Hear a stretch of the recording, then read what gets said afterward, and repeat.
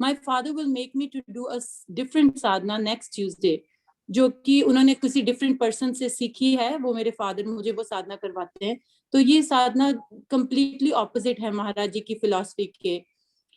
It is more to get material pleasures. It asks for bhukti, siddhi, aishwarya, etc. I don't want all of this, but my father is the head of the family and very furious person. What should I do, Didi? Should I oppose him or should I do anything else? Thank you for your answer. देखिए, श्री महाराज जी की philosophy इस बात को बहुत अच्छी तरह clear कर दिया गया है कि और जितने भी मार्ग हैं वो बिना भक्ति के पूर्ण है ही नहीं।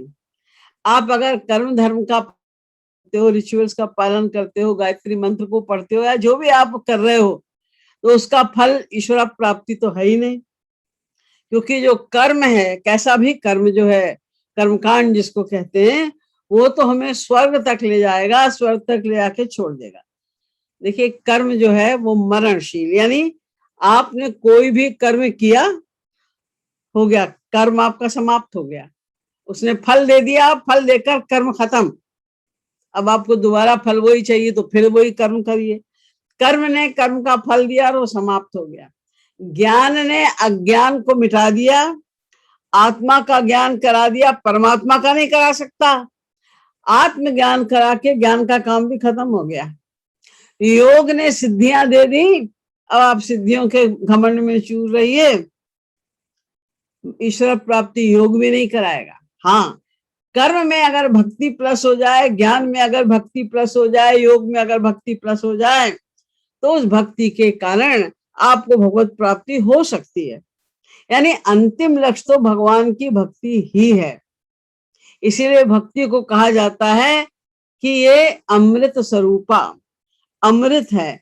क्योंकि भक्ति तो हम लोग जो एकदम नीचे क्लास के साधक हैं उन्हें भी भक्ति करनी है, जो बहुत उच्च कोटि के साधक हैं उन्हें भी भक्ति करनी है, और यहाँ तक कि नारद शंकरादिक को भी भक्ति करनी है। सबको वो अमृत है, भक्ति का कोई अंत नहीं है और उसके आनंद का कोई अंत नहीं है, वो तो हमें करना ही करना है। तो बीच की चीजों में पढ़ के समय को नष्ट करने का कोई फायदा नहीं है।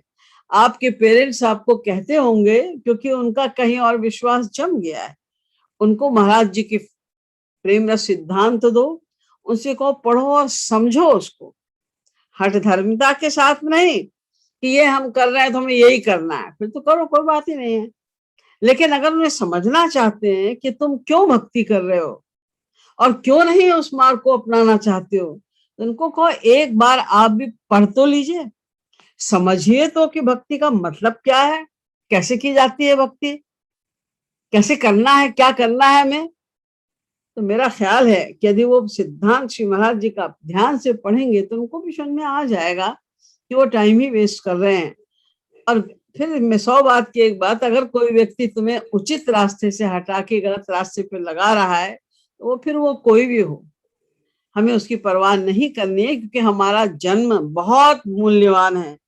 मानुष जन्म बहुत ही मूल्यवान है। सुर दुर्लभ सदग्रंथन गावा, और फिर छोटा भी है, पता नहीं कब समाप्त हो जाएगा, लिमिटेड है, ये क्षणभंगुर है और पता नहीं कि कब समाप्त हो जाएगा।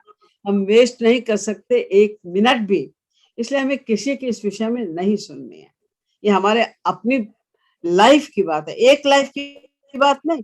यदि हमने अपनी ये लाइफ बिगाड़ ली तो जाने कितने आगे के जन्म, जब तक हमको दोबारा मनुष्य देह नहीं मिलेगा और सही सही गाइडेंस नहीं मिलेगी, सही गुरु नहीं मिलेगा, तब तक के लिए बात टल जाएगी। इसलिए ये करोड़ों जन्मों की हमारे खराब हो जाएंगे। इसलिए हमें भगवान की भक्ति ही करनी है। और महाराज जी ने सरलतम उपाय बताया, रूप ध्यान करो, उनका नाम लो, उन्हें अपने साथ महसूस करो, और उन्हें कुछ देना वेना नहीं। पत्रम पुष्पम फलम स्वयं यो में भक्त्या प्रयच्छति, भगवान ने तो कह दिया है कि तुम पास जो हो तुम वही हमें ऑफर करो, फूल पत्ती जो। अरे कोई किसी को, मनुष्य को तुम कोई आए उसको पत्ती दे तो गुस्सा हो जाएगा, हमारा तुम स्वागत कर रहे हो।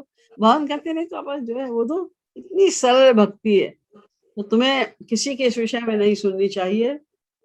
तुमने महाराज जी को गुरु माना है, उनके आदेश का पालन करो, उनकी बताई हुई साधना पर चलो, और उनका अपमान भी नहीं करना है। ठीक है, उनसे कह दो ये आपका अपना रास्ता है, हमारा अपना रास्ता, हमको इसमें अपना कल्याण दिखाई देता है, इसलिए हम तो यही करेंगे, आप जो कर रहे हैं वो करिए।